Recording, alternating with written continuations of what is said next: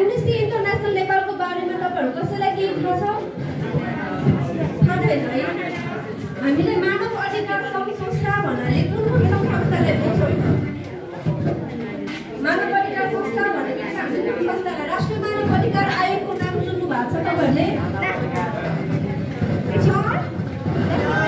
छैन?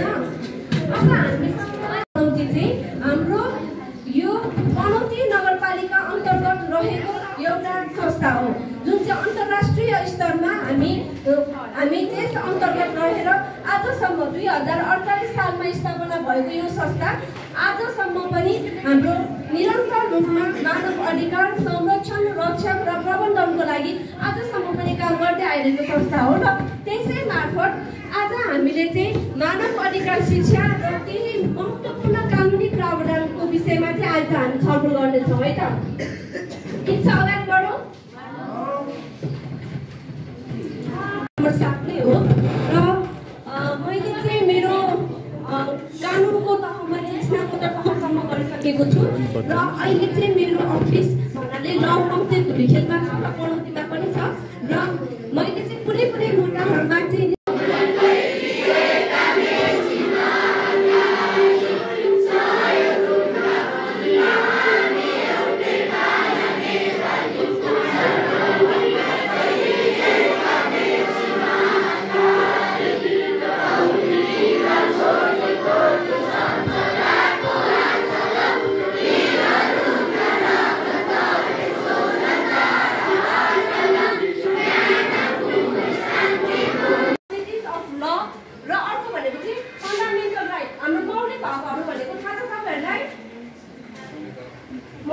को बारेमा र बाल अधिकारको बारेमा र अहिलेको सबैभन्दा डरलाग्दो इस्यु साइबर क्राइमको बारेमा थाहा छ तपाईहरुलाई?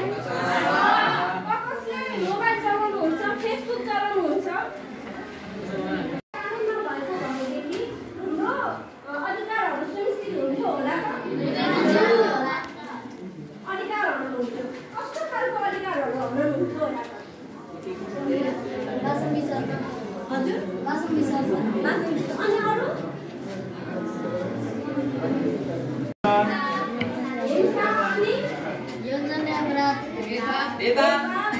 अनि अर्को? भ्रष्टाचार अनि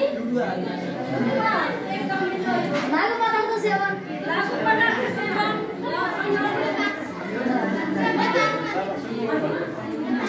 धूम्रपान मद्यपान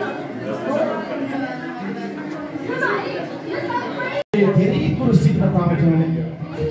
अब हामी पनि धेरै सङ्ख्यामा रह्यौँ, कोठारी ठुलो भयो अनि आवाज पनि त्यो अनुसारको सप्लाई गर्न नसकिएका कारणले समूहलाई विद्यालयको तर्फबाट हार्दिक धन्यवाद दिँदै आजको यस कार्यक्रम समापन भएको अनुरोध गर्दछु। धन्यवाद।